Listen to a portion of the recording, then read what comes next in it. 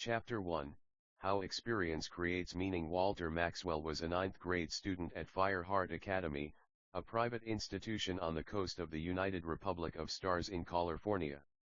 It was an enormous school.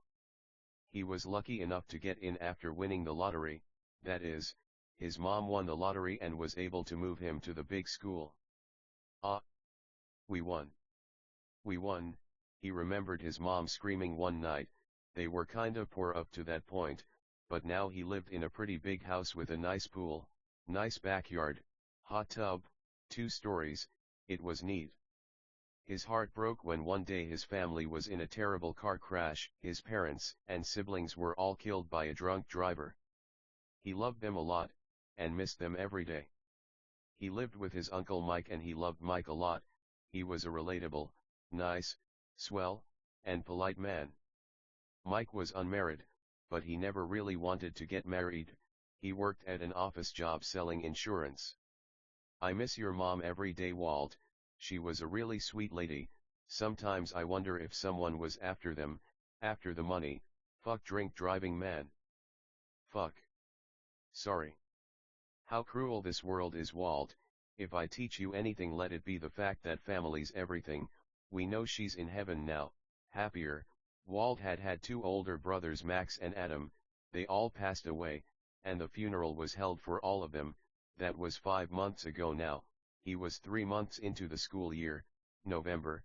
They passed away at the end of June. Sometimes Walt cried. He loved them a lot. He felt like they were really nice. They tried their best. He held no ill will against them, but he knew he needed to be fucking strong to get through a life with no parents and no siblings. Every day Walt would wake up at 7 a.m., shower, brush his teeth, put his uniform on, eat breakfast with Uncle Mike, and get ready for school. Sometimes he liked to play video games in the morning, scroll his phone, watch YouTube, Netflix, etc. Hey Walt. Mike was saying as we was dropping him off in front of the huge academy. They lived at a beach town, Snow Isle. It was called this because even though the summers blazed, this world was strange because it snowed often in the colder seasons, even though naturally it didn't make that much sense. I packed a sandwich, chips, cookies, carrots, Sprite, an apple, an orange, and another sandwich in case one wasn't enough. I love you, kiddo.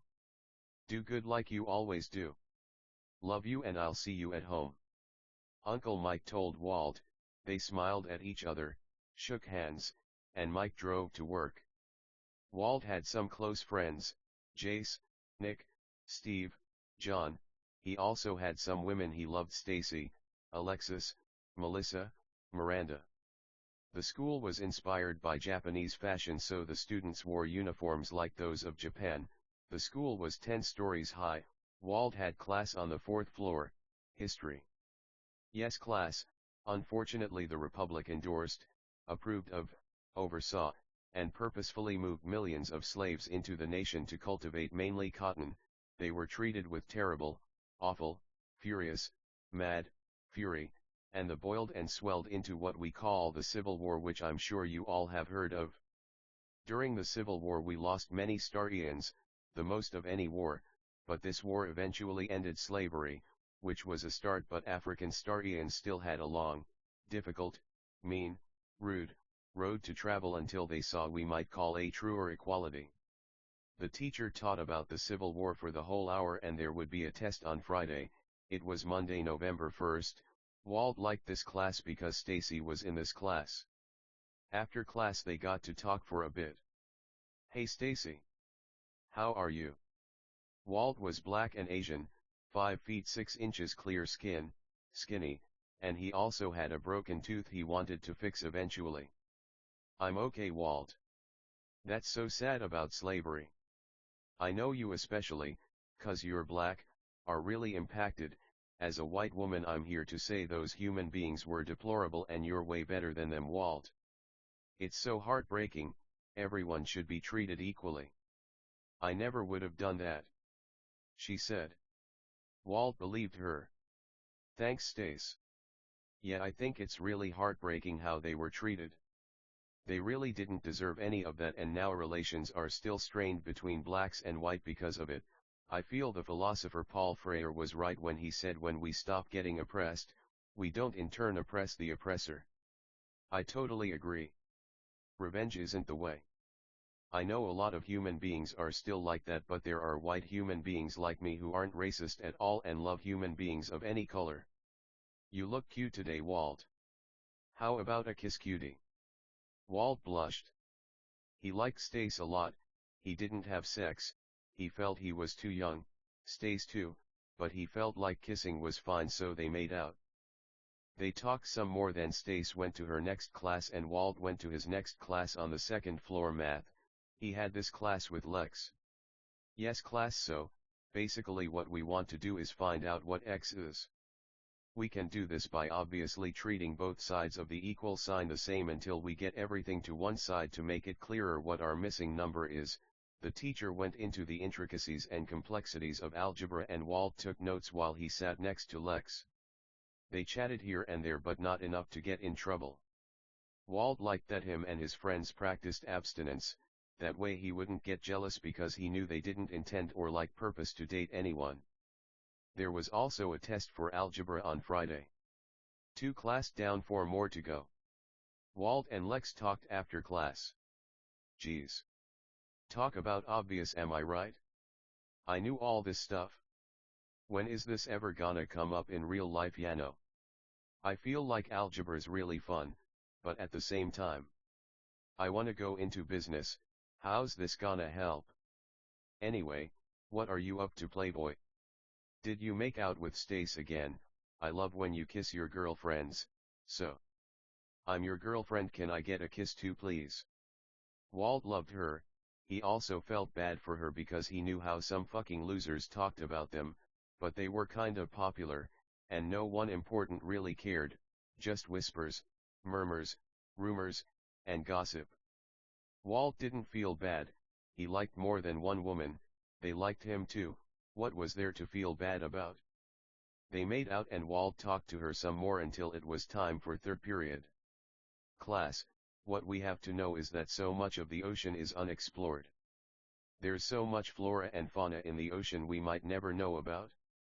Clownfish, famous for their vibrant colors and unique symbiotic relationship with sea anemones, are fascinating creatures found in warm waters of the Indian and Pacific Oceans. These small, brightly colored fish are known for their striking orange and white stripes. They form social groups consisting of a dominant female, one breeding male, and subordinate males. Remarkably, they are immune to the stinging tentacles of their host anemone, finding protection within them.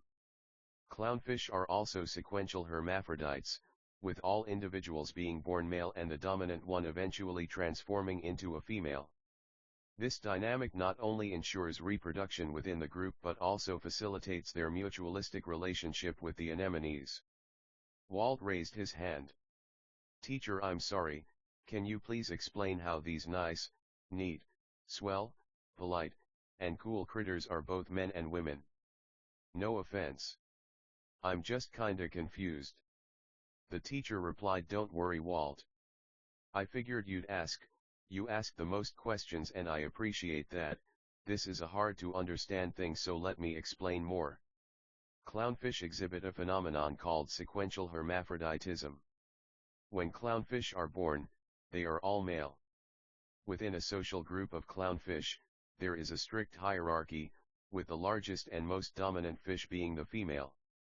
If the female dies or is removed from the group, the breeding male, which is the next largest fish in the group, will undergo a transformation to become female.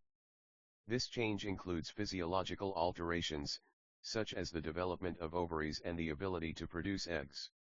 This sequential hermaphroditism ensures that there is always a female present to facilitate reproduction within the social group. This unique adaptation increases the chances of survival and reproduction for the group as a whole. The teacher explained it a lot more than this, but I don't want to go into detail, but Walt and Liz found the whole thing very interesting. Wow! In a typical social group of clownfish, there is usually only one dominant female. This dominant female is the largest and most dominant individual in the group. The other clownfish in the group are typically males, including one breeding male and subordinate males. If the dominant female dies or is removed from the group, the breeding male will undergo a transformation to become the new dominant female. So, while there is usually only one female at a time in a group of clownfish, the composition can change based on the hierarchy and reproductive needs of the group. How fascinating is that, Walt? I never heard something so cool before. We're like the opposite, haha. I feel like you're dominant and of course we as women submit. Clownfish live in anemones, which provide protection from predators. Anemones have limited space and resources, so competition for these resources within the group can be intense. Having a single dominant female helps to reduce conflict and competition within the group. Clownfish engage in a form of cooperative breeding, where only the dominant female and breeding male reproduce. By having a single dominant female, the group can focus its reproductive efforts and resources on producing offspring that will increase the group's overall fitness. Clownfish exhibit a complex social structure within their groups, with the dominant female maintaining control over the group's activities and reproduction. This structure likely evolved as an adaptation to maximize the group's chances of survival and reproductive success in their reef habitat. So when animals do it, it's fine, but not for us. Fuck Walt. Fuck You are my dominant clownfish, Walt. But I don't breed, so I submit, so I guess that makes sense. I think it's funny because good for them, but I could never have multitudes of men. Too fucking icky, Yano. I don't know, what do you think, Walt? Walt really liked listening to Liz. She surely had a nice, neat, cool, and amazing memory. I completely agree. And we gotta study this later. Liz nodded approvingly and they made out some. I feel like when animals do it, it's not a big deal, but aren't we like animals too, Yano? Mortal rational animals. I don't know, thanks for being abstinent and awesome, Liz. Obviously, they said in unison. They made out some and talked more until period was about to start. They were on the third floor, and Walt's next class was also on the third floor, English. In Great Gatsby, what we'll find is the love for the color green. The money's green, the lights are green, the lawns are green, also how yellow reminds Gatsby of Daisy. I want you to take a minute to write down your thoughts on the film versus the book in a Venn diagram. You will submit this at the end of class, said the teacher. After class, Walt got to talk to Miranda. I love the movie, Yano. Young and Beautiful is such a touching song. Tell me, Walt. When I'm all old and wrinkly, will you still love me? Walt kissed her and said, of course I will, and I can be abstinent now, I can be abstinent in old age. I know you'll be beautiful, but you know how hard it is for old people to make love. I know. Some dumb motherfuckers might get mad, they both said. They kissed again and hugged. I understand. I don't know how frisky I'll feel when I'm that old either, but thanks for waiting like me. Well, let's go eat. They started making their way to the cafeteria. The cafeteria was several stories high and very beautiful. There they met up with all the other women plus the men too. Jace, Nick, Steven, John, Stacy, Lex, Liz, MJ, Miranda Johnson, Victoria, and Cindy. Of course Walt had his lunch from home, but the school lunch was so nice, sometimes his friends questioned why he didn't eat the food. No need. I feel like I might eat too much if I only eat food from here, Yano. Walt said, and they agreed. Nice game of MW3 last night, boys. Fuck a OP, man, that game's pretty nice. I don't get all the hate. John said, and they agreed. I wanna play COD, Walt, Stace said, and everyone said doi. Doi. It's 6 players and Uncle Mike loves COD, and everyone laughed. Why don't we play Fortnite tonight? I know you like streaming it. I love watching your streams, Stace, they're really nice, neat, swell, polite, and really entertaining. Stace said, "Aw. Thank you, Walt. That means a lot coming from you, and thanks for watching my streams, guys."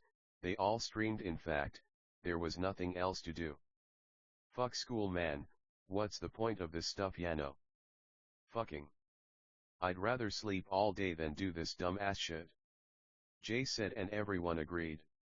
So Vic, how was that EDM festival? Walt asked.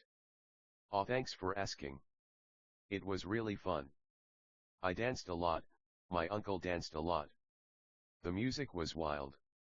The effects were so cool. It was a great experience. I wish you had been there, and everyone agreed. I know. I'd love to go. And how are your streams? She streamed Fortnite, Overwatch 2, Valorant, Apex etc. They're going okay. I make so much money on Twitch I could probably make it my job, and everyone laughed. Thanks for supporting so much. You have my heart, kid, so why don't you play Overwatch more? She asked. I'm no good.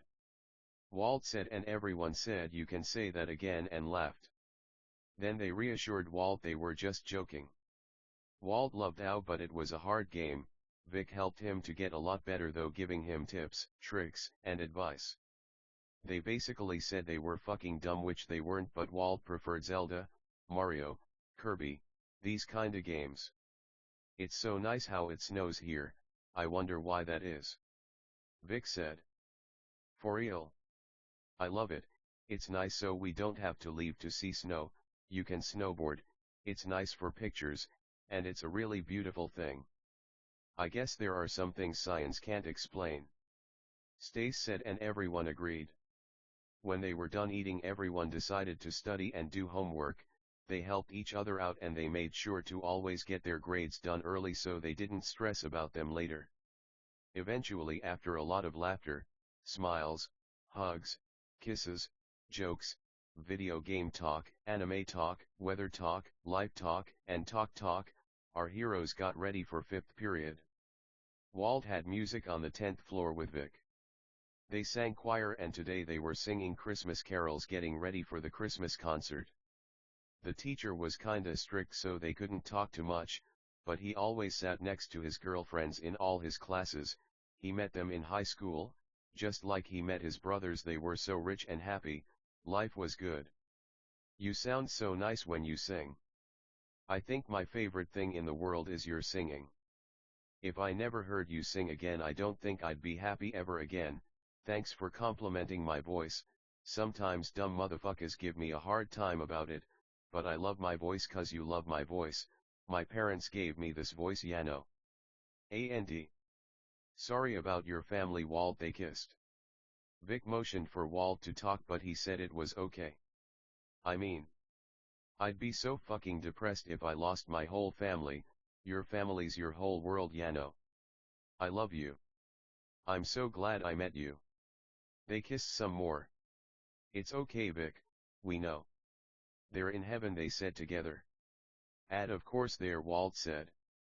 Happier, they both said. I miss and pray for them a lot. I know they're the same way. I know Uncle Mike is still kinda depressed about it, but thanks to you guys you helped cheer me and him up a lot. Walt said. They kissed a lot and Vic said. I love you, Yu. She seemed frustrated. You guys are so rich, if I might ask my love, respectfully, why didn't you guys buy a bigger house? Vic asked respectfully. Well, save money, they both said. I figured. Vic started. She wanted to apologize, but Walt assured her she was fine. They made out, hugged and talked some more, then they headed to sixth period. Walt's sixth period was PE.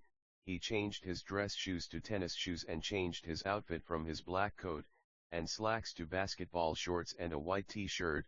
He had PE with Cindy. They were running a mile today. They ran the mile every Monday. It was okay for Walt, he was fairly fit.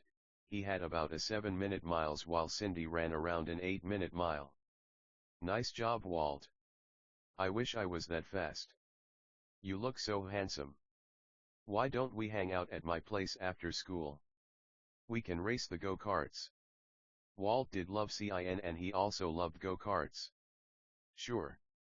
Listen, why don't we invite everyone? Why not? CIN said. I want to cook you something really tasty. What are you in the mood for? Cin asked him lovingly. Walt started. How about fried chicken legs, and rice? Walt said happily and lovingly. They kissed. You got it, cutie. They were both sweating a lot. They had to kiss when the teacher wasn't looking or they'd get in trouble, though usually kissing was okay outside classes. They played basketball until school was over, then showered. Everyone met up at the end of the day 3 p.m. and Cin's butler picked everyone up in a Mercedes Sprinter and took them to her mansion. Chapter 2, How the Heart and Brain Are Linked Together. They raced karts, and Walt was able to try Cin's cooking and really enjoyed it. This tastes really good, Cin. Where'd you learn to cook like this? I could never make something this tasty. Walt said. I learned from my mom. She loves cooking for my dad, she says it's her favorite thing.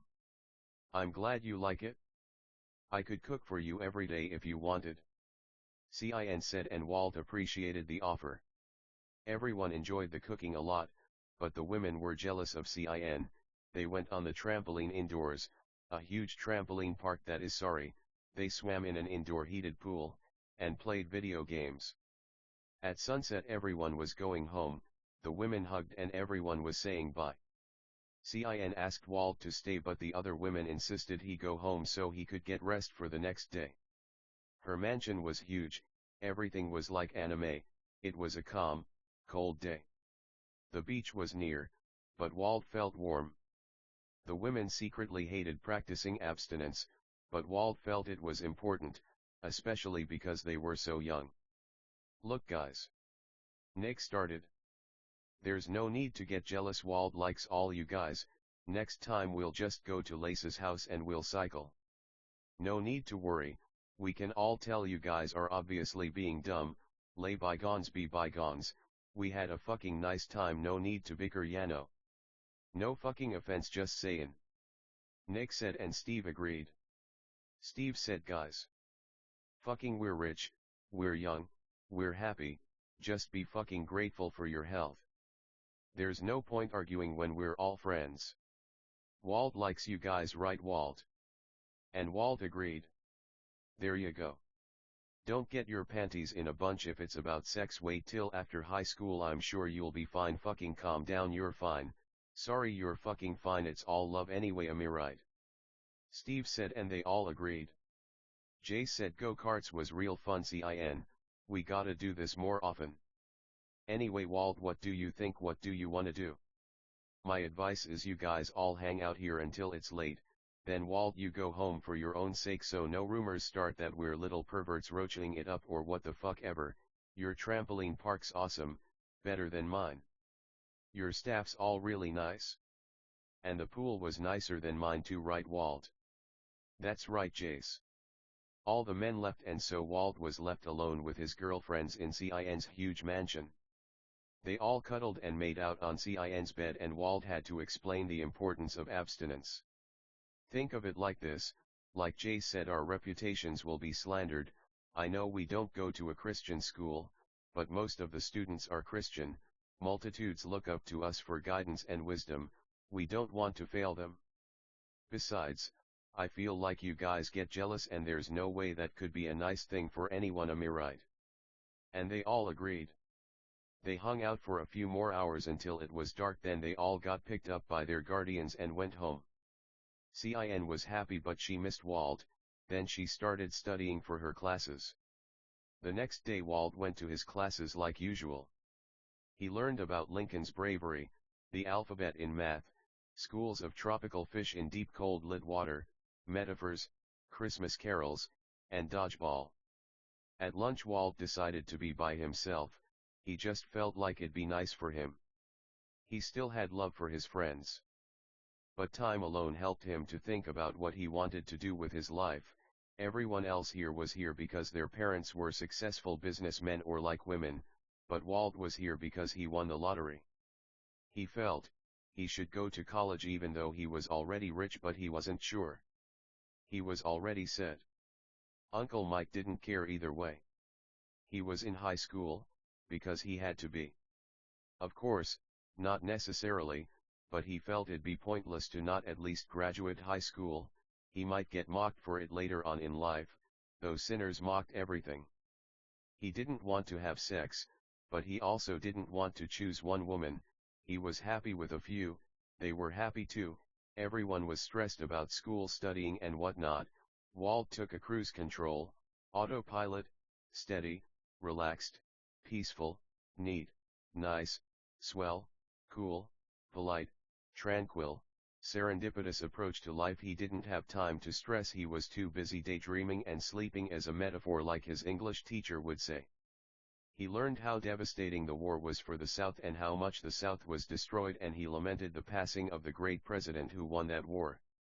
He enjoyed math, though it wasn't his strong suit, but algebra was a fun class and wasn't too hard.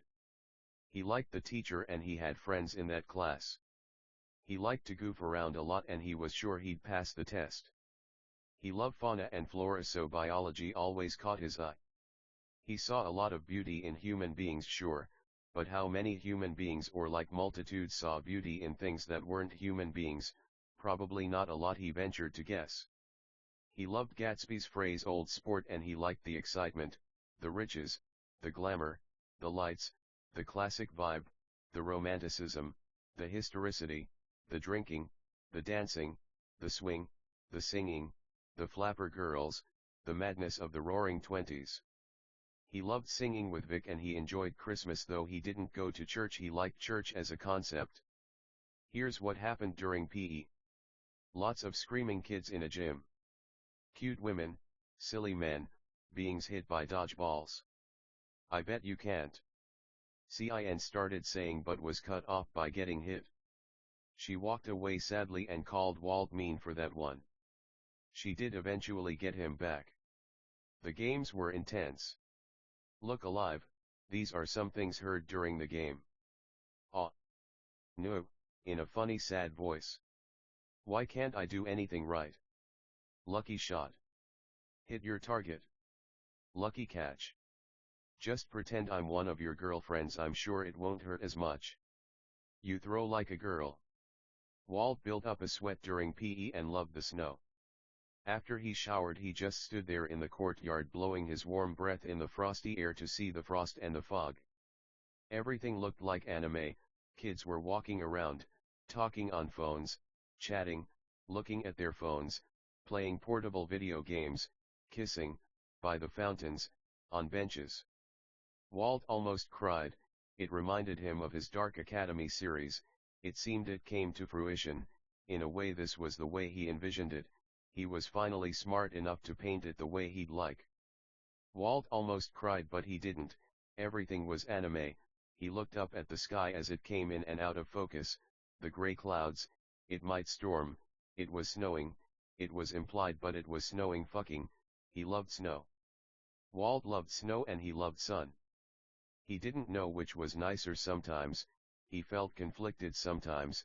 It was hard telling the truth, but truth was he preferred snow to sun, dark to light. That's why he liked Vic. She was like that too. Hey Walt. Vic said. Whatcha thinking about, silly? Isn't this place so beautiful? I swear I could live here. What a beautiful school. Whoever designed this school was a genius.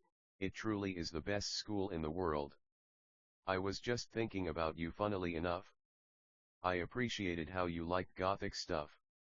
Vic reminded Walt or Donald of Marley, a nice streamer, but she was actually based on a personal friend of his.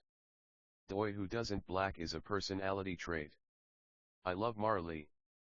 She reminds me a lot of myself, goth, Overwatch, EDM, but she doesn't play Fortnite, Apex, Valorant, Rocket League, and stuff, plus she's way more popular.